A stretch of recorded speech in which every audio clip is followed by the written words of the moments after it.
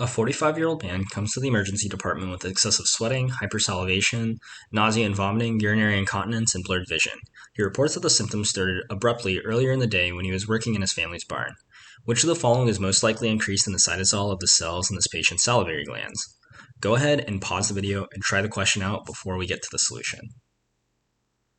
The very first thing we have to understand is exactly how acetylcholine binds to muscarinic receptors in the autonomic nervous system.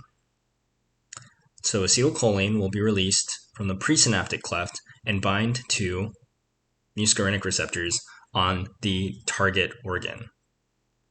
Acetylcholine will then be targeted by an enzyme here, this dark blue C, acetylcholinesterase.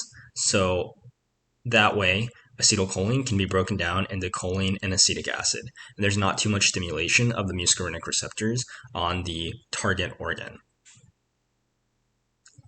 Now, the way that organophosphates work is that they actually inactivate acetylcholinesterase.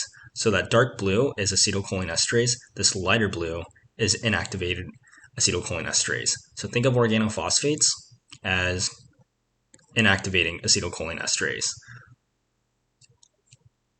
Why this is so harmful to patients is that if the acetylcholinesterase is inhibited, that means there's overactivation of muscarinic receptors because acetylcholine continues to be bound to muscarinic receptors in the target tissue.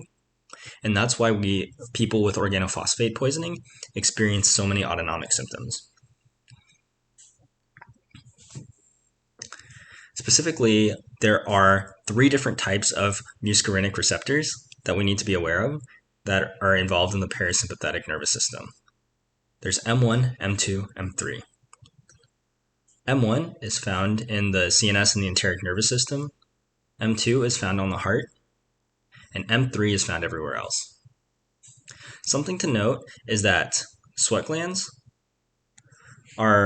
use acetylcholine binding to muscarinic receptors, but they're often considered part of the sympathetic nervous system. They might be the exception to the rule. However, in general, sympathetic postsynaptic synapses involve catecholamines binding to adrenergic receptors. This is one of the exceptions to the rule. So, now that we understand the 3 different types of muscarinic receptors, M1, a way to remember the G-coupled protein receptor pathway is with a mnemonic KICK, but instead of K's or C's, you have Q's. So this tells you M1, found in the brain and the enteric nervous system, has GQ. M2, that is found in the heart, uses GI. And M3, which is found everywhere else, uses GQ. And I'll explain what that means here in a second. So proteins send signals to other cells through G-coupled protein receptors embedded in the membranes of the target cell. And this should make sense because proteins can't freely diffuse through the plasma membrane. And there are 3 different types of G-coupled protein receptor mechanisms that we should be aware of. There is GS, GI, and GQ. GS receptors increase the amount of cyclical AMP. GI inhibits the amount of cyclical AMP. And GQ increases the amount of IP3 and DAG. So we already went over the mechanism of the muscarinic receptors. For adrenergic receptors, so norepinephrine and epinephrine, a way to remember their target receptors is with the mnemonic KISS. So alpha 1 has GQ, alpha 2 has GI, beta 1 has GS, beta 2 has GS. So now that we understand the exact G-coupled protein, now that we understand the exact G-coupled protein receptors that are targeted with synapses of the autonomic nervous system, let's zoom in here on GQ. So GQ is a type of G-coupled protein receptor that increases IP3 and DAG. So here, we're going to have a G-coupled protein receptor embedded in the membrane, and here we have a ligand binding to the G-coupled protein receptor.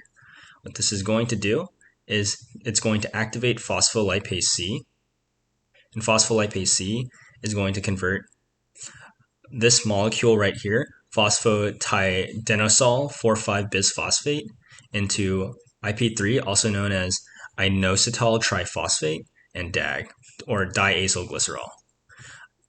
Inositol triphosphate is going to lead to an increase in the amount of calcium found inside of the cell, and diacylglycerol is going to activate protein kinase C, which uses calcium in order to phosphorylate proteins inside of the cell and cause an intracellular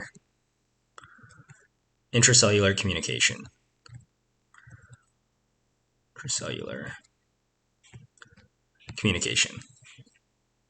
So I know that's a lot of words. Just remember phosphatidinosol 4,5-bisphosphate, inositol triphosphate, or IP3, and diacylglycerol, DAG. All right, so let's go back to the vignette. A 45-year-old man comes to the emergency department with excessive sweating, hypersalivation, nausea and vomiting, urinary incontinence, and blurred vision. He reports the symptoms were started earlier whenever he was working in the barn.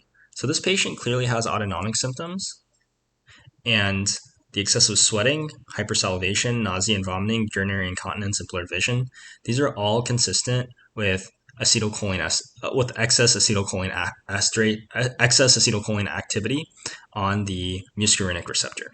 And the fact that the symptoms started abruptly when he was working in the family's barn suggests that these symptoms might be a result of organophosphate poisoning, because organophosphates are found in insecticides. So which of the following is most likely increased in the cytosol of the cells in this patient's salivary glands? Well, we know, if we remember QIQ, with M1 being the brain and the enteric nervous system, M2 being the heart, that leaves us with only one other possibility. So the salivary glands are going to be having M3 receptors on them, and M3 receptors use GQ, which increase IP3 and DAG. So let's go to the answer choices. Increase in cyclical AMP. No, that's not correct, because cyclical AMP would be a GS receptor. Cyclical GMP. So this is actually a different type of mechanism, which is involved in vasodilation and not involved in muscarinic and acetylcholine activity. So inositol triphosphate. So that's the same as IP3. That looks pretty good. Phosphatidinosol 3,4,5 triphosphate. This one is not as important, but this is actually a molecule involved in the signaling pathway of insulin, so that's not as important. And phosphatidinidosol 4,5-bisphosphate. So this is the molecule that gets cleaved by phospholipase C into IP3 and DAG. And so since this is getting cleaved, you would expect less of this molecule in here. And so by process of elimination, IP3 or inositol triphosphate has to be the correct answer.